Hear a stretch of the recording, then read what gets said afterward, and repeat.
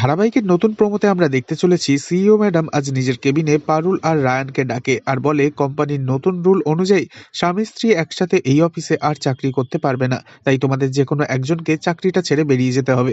একথা শুনে চমকে ওঠে পারুল আর রায়ান দুজনেই। এরপরই সেই সিইও ম্যাডামের কেবিন থেকে বেরিয়ে রায়ান পারুলকে বলে, চাকরিটা তোরই দরকার, তাই আমি অফিস ছেড়ে দিচ্ছি।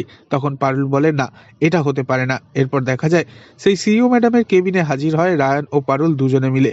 পারুল সিইও ম্যাডামের হাতে একটা কাগজ দেয়। তা দেখে সিইও ম্যাডাম হাসে আর বলে, রেজিগনেশন লেটার? পারুল বলে, না ম্যাডাম, এটা হলো কোর্টের চিঠি।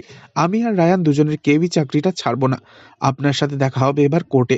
শুরু হলো আবারও নতুন লড়াই। তবে এই প্রোমো দেখে অধিকাংশ দর্শকই দাবি করছেন, সেই সিইও ম্যাডামের রুমে হঠাৎ করে সিরিঙ্গেটা কিভাবে চলে এলো? ওর তো এখন জেলে থাকার কথা, কিভাবে নতুন চাকরি পেল সে?